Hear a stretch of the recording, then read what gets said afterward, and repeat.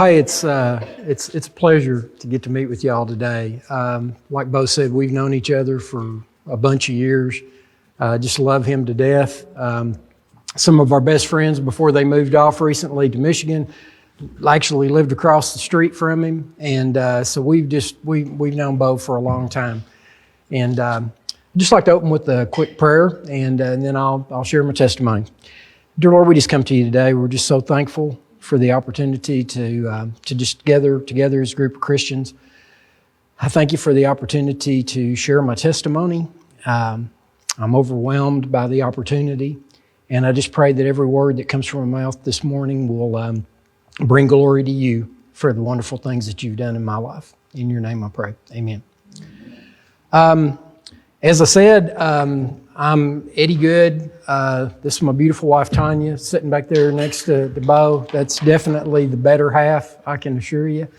We've been in Longview. We moved to Longview in 1988, and my testimony will lead into that. I came here in 88 to be the director of pharmacy at Good Shepherd Medical Center, and I was the pharmacy director there for 16 years.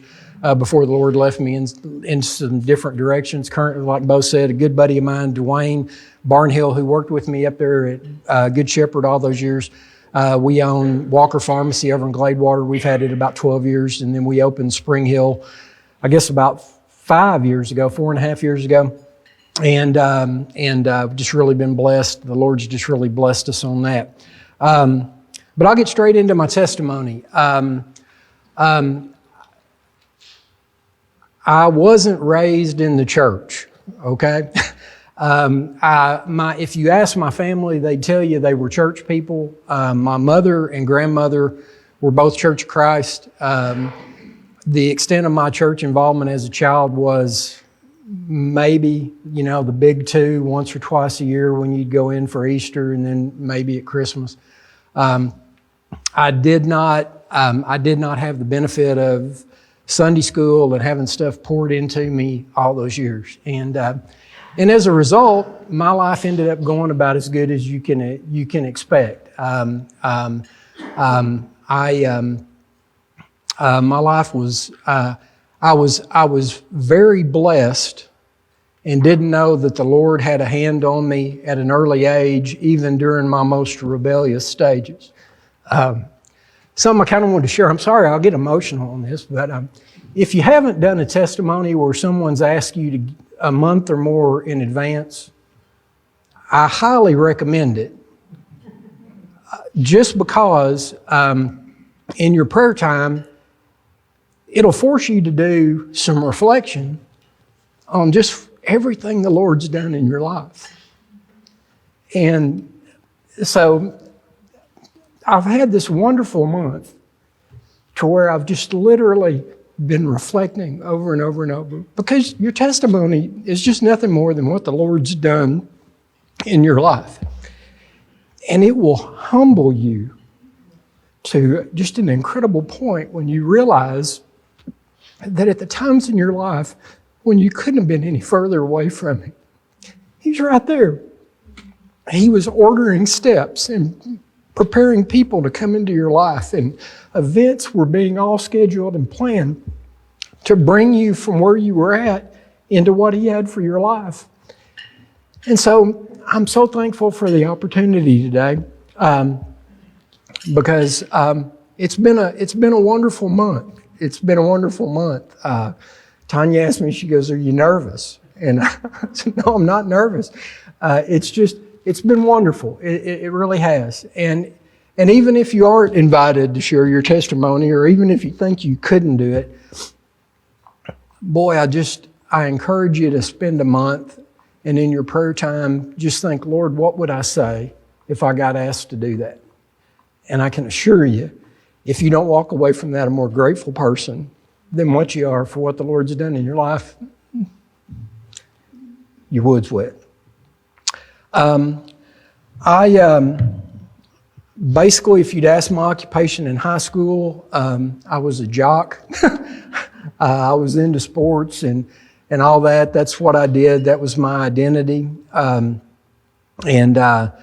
I did not know the Lord. I wasn't serving the Lord. My senior year in high school, I had gone out on a date one night, and I came in. I was living with my grandparents. My dad had been transferred from Jonesboro, Arkansas, where I grew up, out to New Mexico. They had left me there my senior year because of all my sports, and they didn't want me to, lose that. Seemed to be the one thing I had going for me at the time.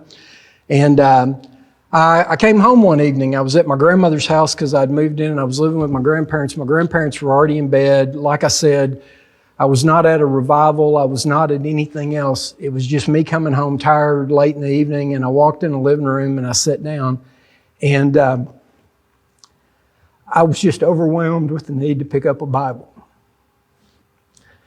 And so I found my grandmother's Bible, and I just started reading. I had no idea where to turn or anything else. I just started reading. I wish I could tell you I remembered the scriptures that I read, but I knew in the ensuing hour or so, I knew I needed to be saved. And I knew I wanted to give my heart to the Lord. Didn't have anybody goading me or anything else. It was just me and the Lord in that little room. Like I said, the family members and stuff, and in fact, the girl that I was dating at the time were Church of Christ. And when that evening, when I made my need known, the next thing I knew, and about 30 minutes later, I was at the church to be baptized that evening. I think most people realize that if they didn't do it quick, they couldn't take a chance on me. But anyway, I accepted the Lord that night. I was baptized. I'd like to tell you that was a lightning strike moment, and that my life straightened out, and that things changed, and that I didn't veer to the left or the right. I can assure you that was not the case.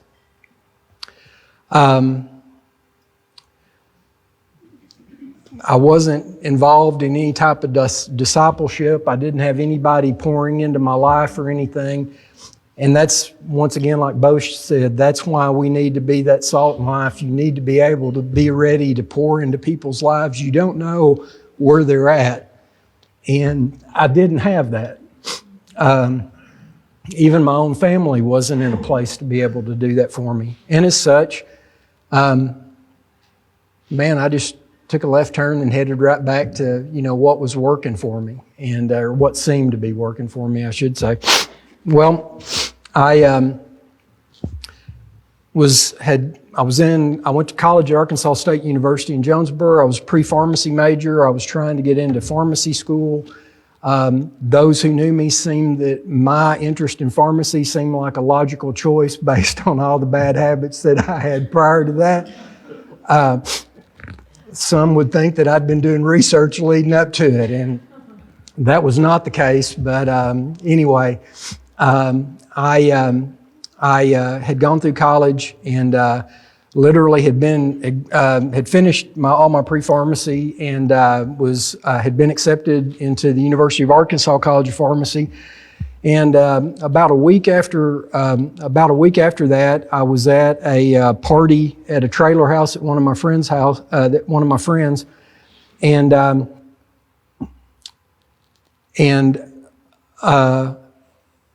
don't remember, was it 2 or 3 of y'all who showed up together? I don't remember, but anyway, these 3 girls showed up at the party, and one of them I thought was especially cute and caught my attention, and I started visiting with her.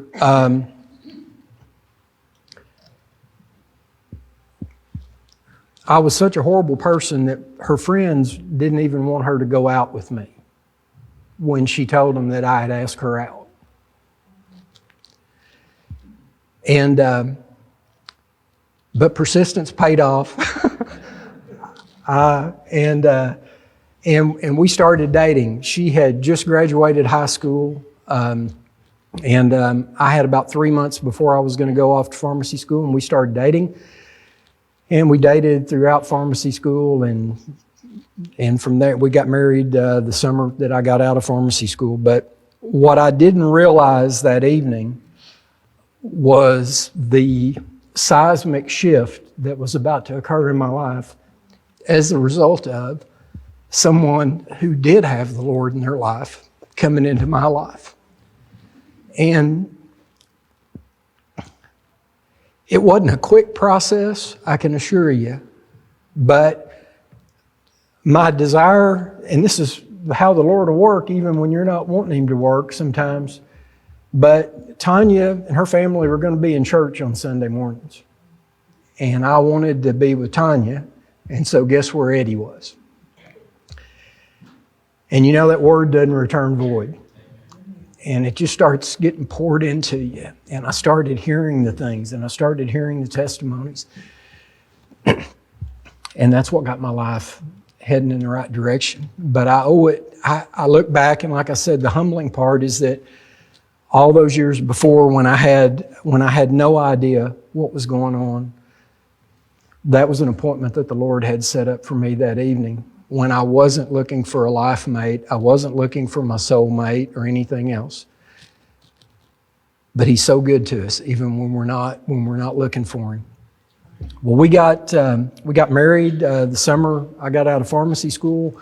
Went to work in Mountain Home, Arkansas, in the middle of nowhere in north central Arkansas, and was there for a little over a year, and got offered a promotion to become a director of pharmacy outside of West Palm Beach, Florida. And my wife, being a beachy, sandy kind of girl, that seemed like a wonderful, wonderful thing to her. And so we did. It led me to a pivotal moment in my life, in that at the time when I accepted that position, the company that I worked for had a lot of faith in me, much more so than I had in myself. I realized about a week into that job that I was in so far over my head and so utterly unprepared for the level of knowledge and expertise that I was expected to have holding that director of pharmacy position, that it was utterly overwhelming. And it caused me to fall on my knees. And I just had to have a one-on-one with God. And I said, Lord, you know I don't have this. You know I don't have the abilities. You know I'm not smart enough to do what you've led me to do. And I said, but I'm going to tell you something. If I want to give you my career, everything about this pharmacy, all the stuff that I was so proud of, the stuff that I felt like I'd accomplished through work, I said, Lord, this is yours. It's always been yours, but I just want to give it to you, and I want to trust you. I don't know what I'm doing, but I know you can handle it. And I want you to take this, and I want you to make this whatever you want my career to be. And I'll trust you. And if you tell me to go somewhere, I'll go. I didn't realize what a whirlwind I had just brought myself on. And but He did. And my career began to flourish like never before once I'd done that. And I know it was because of His stewardship of what I'd entrusted Him with. It's amazing when you let go of something, what God can do with it when you're just willing to let go and let Him take over. We ended up moving from West Palm Beach, we moved up to Daytona Beach. We were in Daytona Beach about 6 months, and then I got promoted to Miami, and we were in scenic Miami, Florida for 2 years from 86 to 88. During that time, my father had been diagnosed with terminal kidney cancer. Sometimes being medical, when your family members get a bad medical diagnosis, it's a tough thing. And I knew without God, I knew exactly what was going to happen. Plus, my father wasn't saved, did not know the Lord. To add a little bit more excitement to the mix, Tanya and I had started discussing having children, didn't think we were going to be real serious about it yet, and found out we were expecting.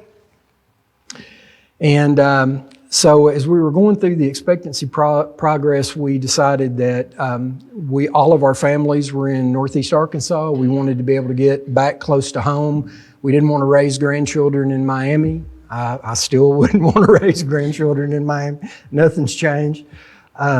Beautiful place to vacation, but that's about it. But so anyway, started just asking the Lord what we should do. And the director of pharmacy position at Good Shepherd came open.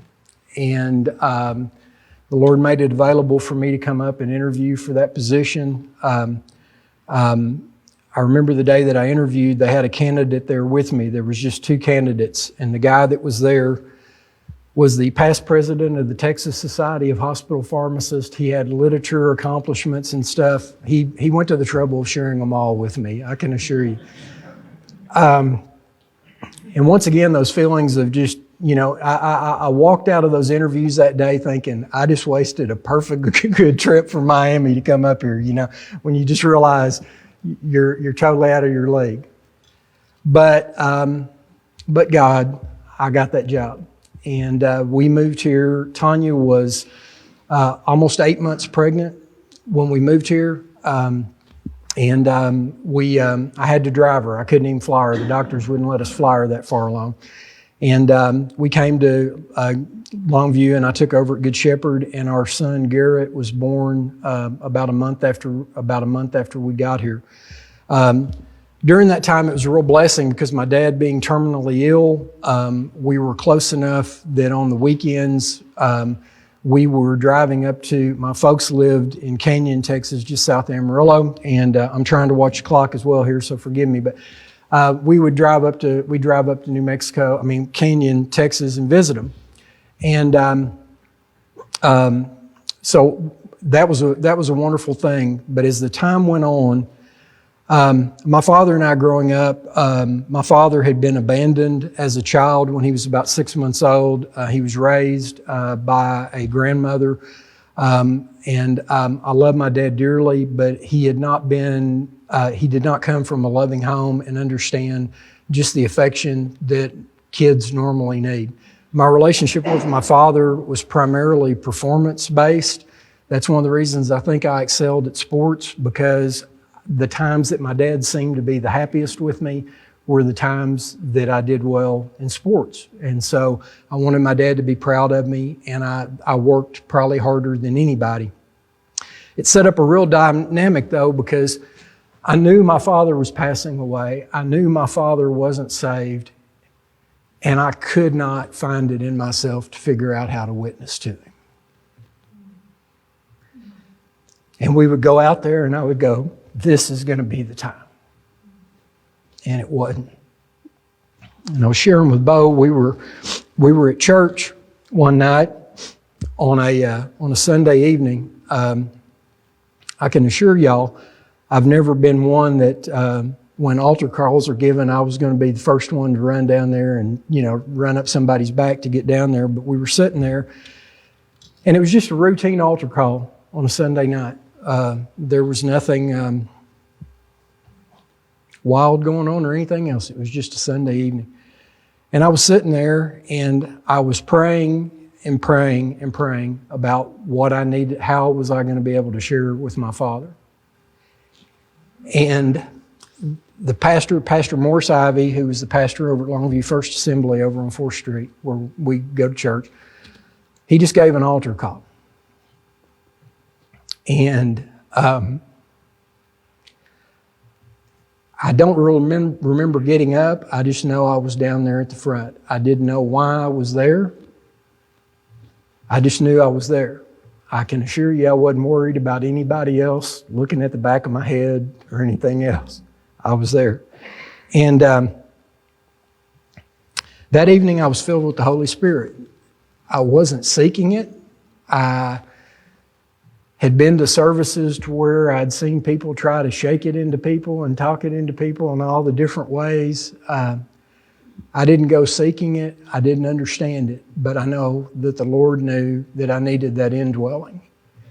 And as I walked away that night, a very wise gentleman caught me before I got out of the pew, and he said, he said, what's happened to you tonight, he said, before you get out the front doors of the sanctuary, he said, the enemy's going to be sitting on your shoulder trying to tell you that wasn't real. And he said, he's a liar and a thief. And I was so glad I had that poured into me that night, because, boy, the enemy will just try to tell you that the Lord didn't do something for you in a hurry. But that indwelling did something to me. It put a fire in me that I knew that the next time I went out there to visit my father, I was going to share my story and my faith with my dad. And it was a few weeks before we got out there, and I was so excited. And the evening came, and we got there, and I poured out to my dad for, I don't know, probably an hour or more, everything about me and about what the Lord had done. And I had an expectancy in my heart that the Lord was just going to change him right then. And nothing happened. And I went to bed that night, and boy, I mean, something that I just felt like was going to happen hadn't happened. And we came home, and nothing happened. And what I didn't realize is that in the meantime, my dad had a friend back when I was growing up, a gentleman named Bud Stahl, who drove the school bus when I was a kid, was probably one of the most, I don't know of a human being who could say that many cuss words in a sentence like he did, yelling at us kids driving that school bus. We lived in abject fear every day we got on that bus. Bud wore those skin-tight white T-shirts with the cigarettes rolled up in the sleeve, just prototypical for the time. Well, this is how God works. From the way that I remembered that gentleman all those years, and as mean and terrible person he was, the Lord had radically saved him decades before, and he had gone into the ministry and had been an evangelist. No one in my family knew that. We lost track of Bud Stahl back when he stopped driving the school bus when I was a kid. And during that same time, when I was facing so much disappointment about not being able to lead my father to the Lord had led Bud Stahl to find my dad, and my dad and Bud had contacted him and started a conversation with him. And Bud had told him about everything that he'd done in his life. And as a result, my father was led to the Lord by Bud Stahl. And the change in his life was incredible. To watch the dignity and the humility that he accepted the suffering that was coming to him, and the peace that he had. And I prayed for his healing. I prayed with everything that I had. And it wasn't until my father passed that I realized he truly had been healed, that he really was, in his heavenly body. The loss was great for us, but it was such a wonderful thing to know that process that the Lord had started all those years had come together, leading to my father's salvation. Shortly after that, in the midst of losing all that, Tanya and I decided that we were going to start trying to expand our family. And we had one, and he hadn't killed us, though he seriously tried, I can assure you.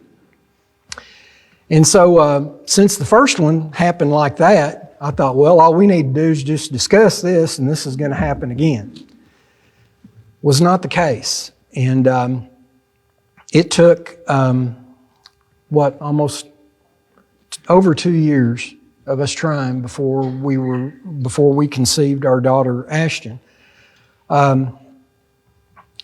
In fact, one of the indignancies of when you're at that point is that, basically your life just kind of becomes a chart on basal temperatures and we were in the midst of a 1 month long revival at our church. And we had been praying and praying and praying. And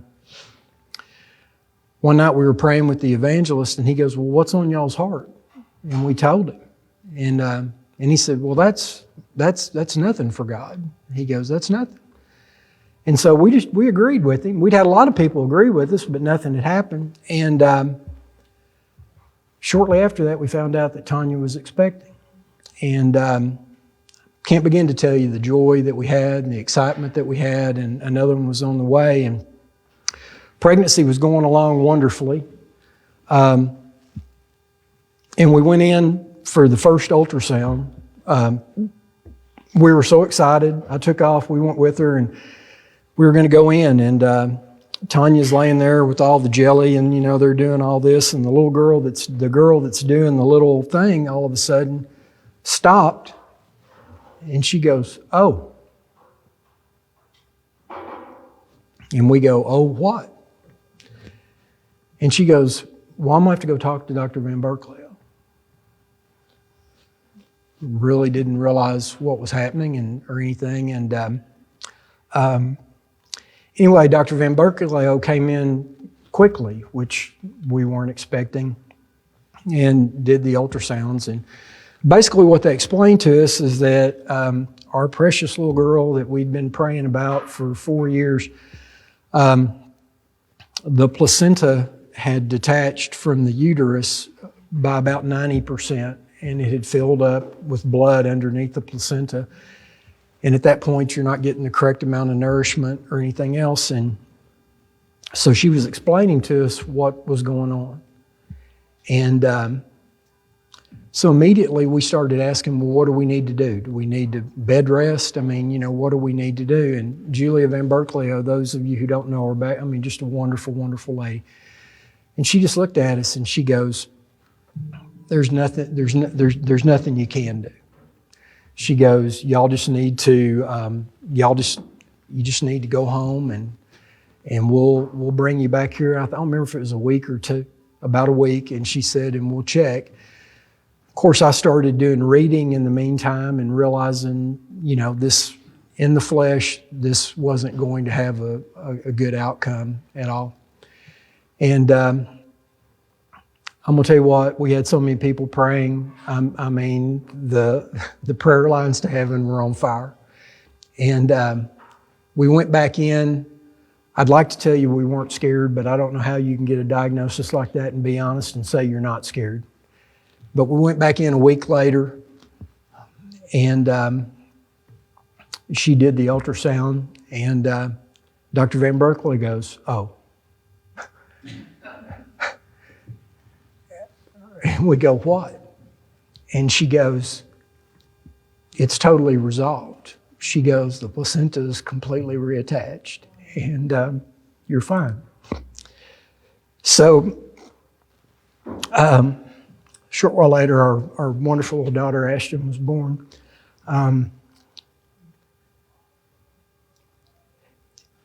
Every time I look at that little girl, I can't look at her and not see the goodness of God staring me back in the face. I also want to share that part of the story. I felt compelled to that because a month ago yesterday, that little girl who the enemy tried to steal from us blessed us with a little granddaughter.